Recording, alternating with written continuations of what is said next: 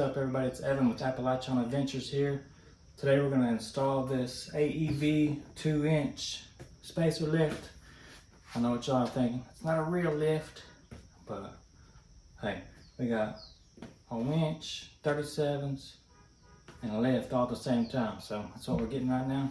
Trying to go budget friendly here. Do the 2-inch lift. All we really needed was ground clearance anyways, because we were kind of scrubbing a little bit here and there on the belly, but just barely scraping stuff here and there. We're not doing any crazy hardcore trails yet or anything, so it's gonna work for us. I kept the stock wheels. So this AEV kit, I picked that one because all the reviews on it, you know, the price is good. It comes with the ProCal tool to recalibrate your Jeep computer for the larger tires, and you can change the gear ratios if you get new gears too, so that's a plus. And I've already put that on and recalibrated the computer. The link to a cool video of a good install for that will be in the description. The link to this will be in the description. Let me show you what's in the box. All right, here's what comes with the AEV 2-inch spacer lift. We've got the front and rear coil spacers, the front and rear shock extensions, bunch of hardware. We do reuse some of the hardware, but we got a bunch there. Got the spacers here for the drive shaft to lower the drive shaft a little bit. Got the ProCal SNAP tool. You got your new rear sway bar links, your new front sway bar links, and your new front and rear bump stops. If you just got regular size jack stands and jacks, you might have to use wood or something to raise them up a little bit to get everything high enough to get the tires off the ground. Got some wheel chocks on it, just in case.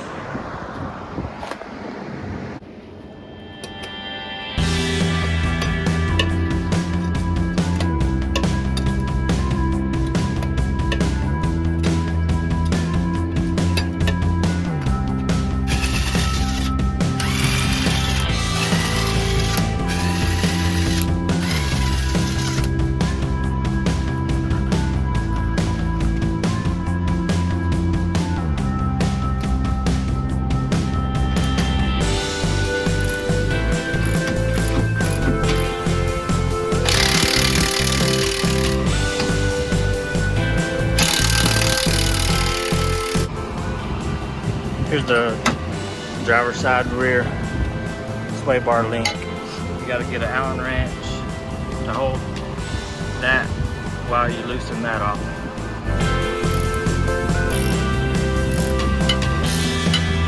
There's the old and the new rear sway bar links.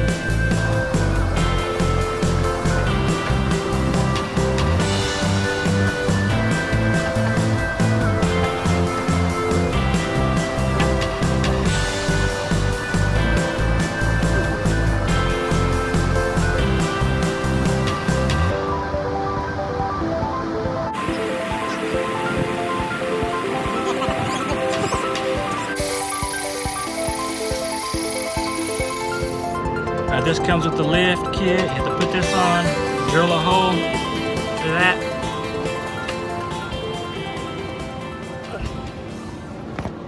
There's already 2 holes right here for the bump stop. And you want to spray a little bit on where you drilled the holes on the bracket. Everywhere you drill, you want to spray a little bit so you don't start getting rust. This is a new bolt that came with the kit. It goes in there. This is where the shock used to mount. Now the shock mounts here is the existing bolt that the shock was already using on the truck.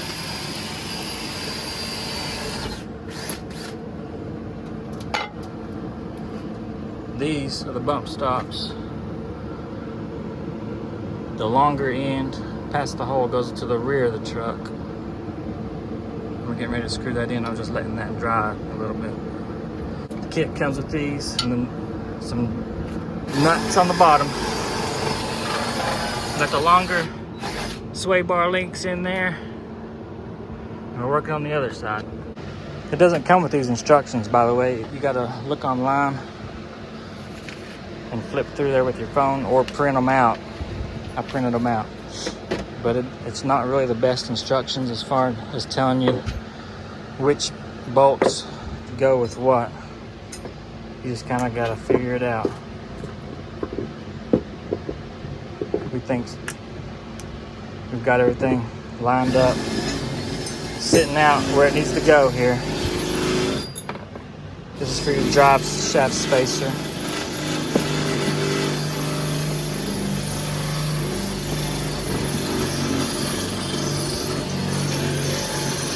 These came from the existing rear sway bar. So yeah, you might want to lay everything out and see which nuts and bolts go with what before you get too far into it. There's a good look at that Clayton track bar, how it's got the bend in it to fit bigger tires. That's a 37-inch spare tire under there.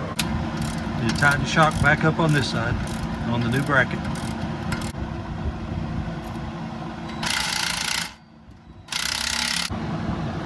You gotta make sure this one is to the rear.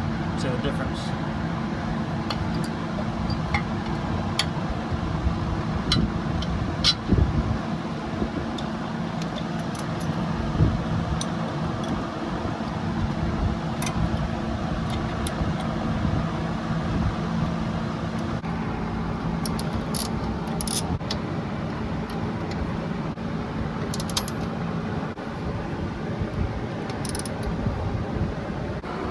Can't really see it, but we got the coil spacer on top of the spring. The new bump stops so your tires don't jam up into your fenders when you compress. Shock extension brackets.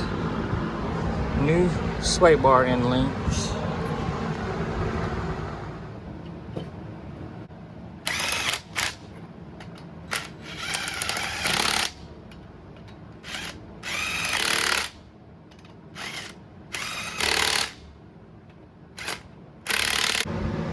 The kit comes with these 3 spacers for your drive shaft to lower your drive shaft down to be in alignment with everything after you lift it.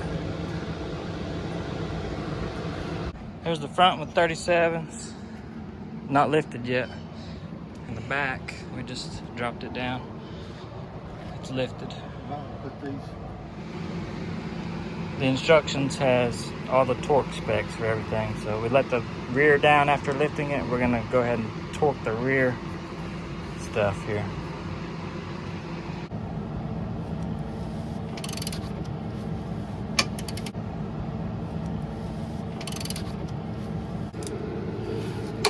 There you go. 111.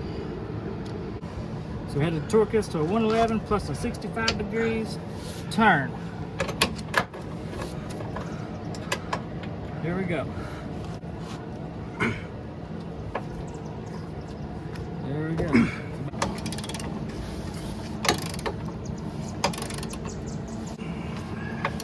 You ready?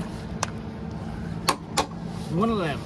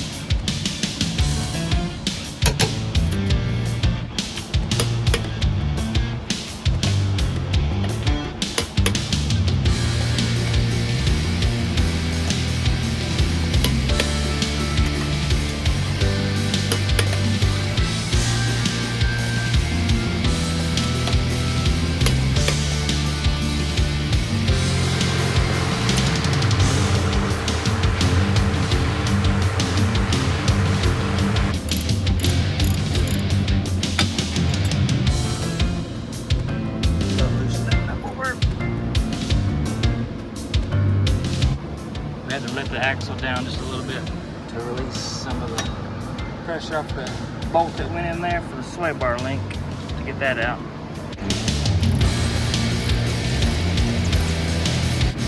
That's loose, but we're gonna have to figure out how to get that shock bolt out. Just have to raise or lower the axle and stuff, jiggle stuff.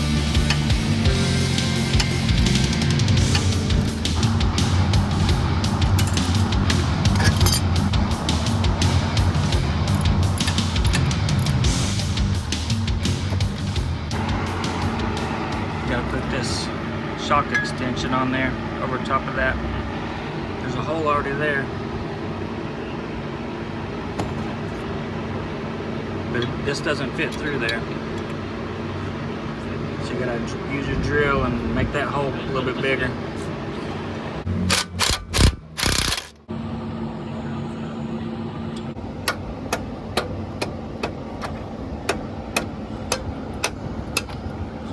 Gotta bang it on there and get it to fit. Yeah.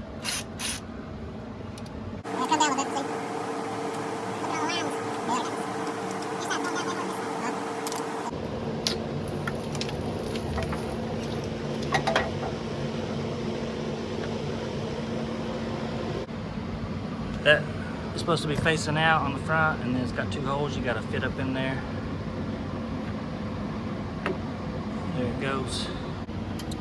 Dudes, we forgot to put the bump stops in there in the spring before we did all this. So we got to backtrack a little bit.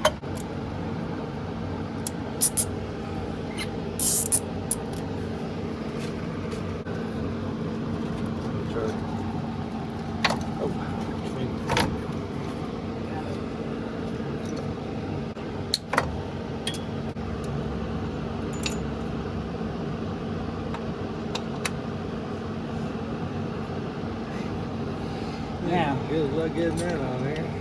see if we can get this. Yeah, I gotta find the thing to fit that. So we start that. Okay.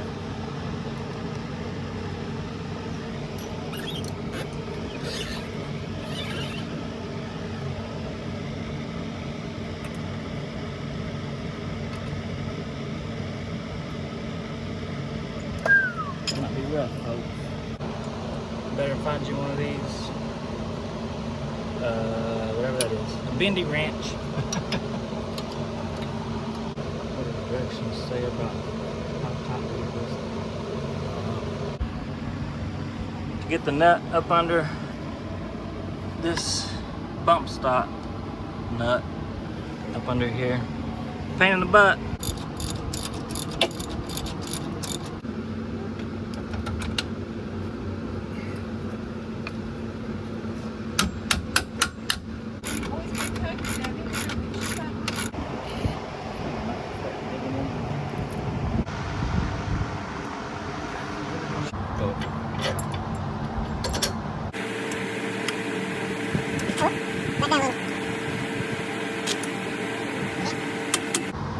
No, go back up. Keep going. No, I got it.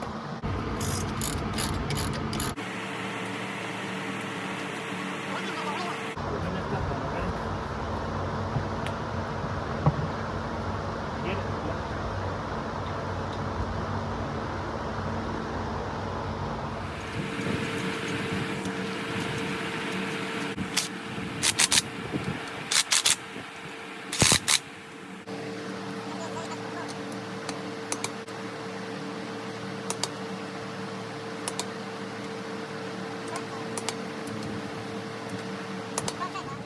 Alright, we got the lift on there. Took us about all day.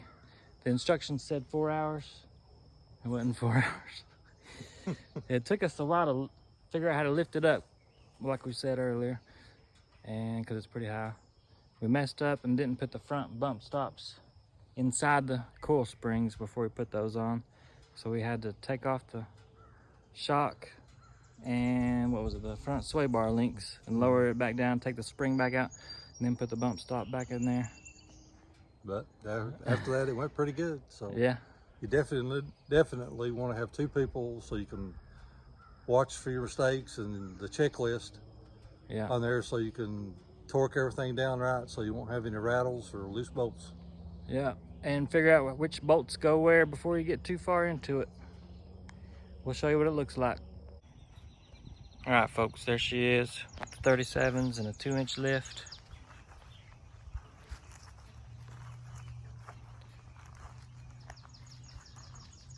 Looks really nice in person. Hopefully it picks up on camera.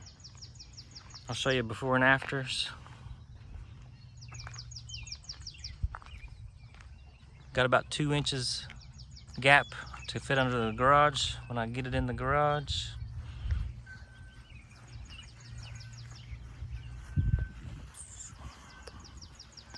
But it does fit in the garage.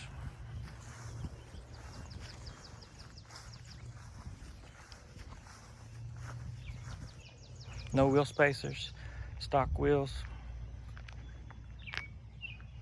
You can see how much the tires, they come out a little bit from the fender, not much.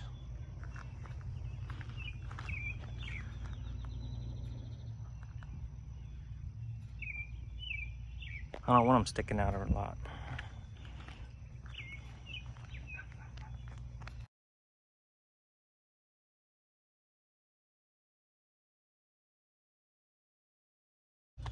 All right, guys, we got the winch on, 37s, 2-inch lift. Build's complete for a while.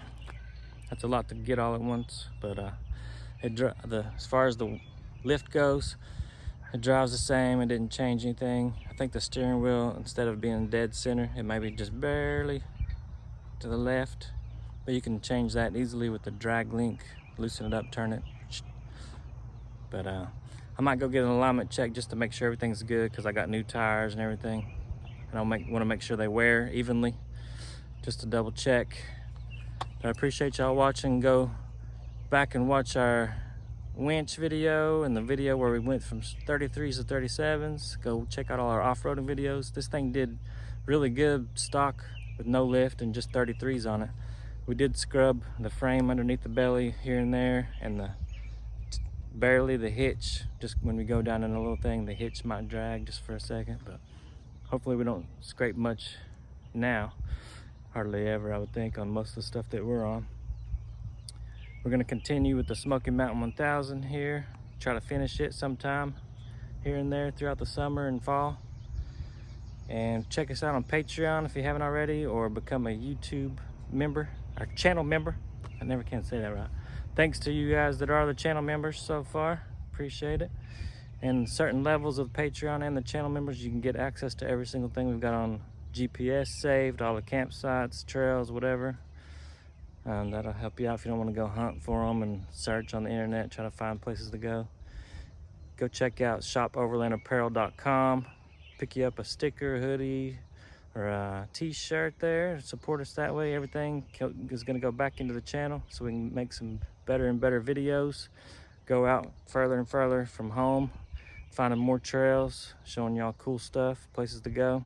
Basically, we gained 4 inches of ground clearance. We went up 4 inches in tire size, so that gave us 2 inches, and then we got the 2-inch lift. 4 inches total ground clearance. It's pretty high up. It looks a lot way better in person than it did before, but I like it. We'll see y'all later. Appreciate you.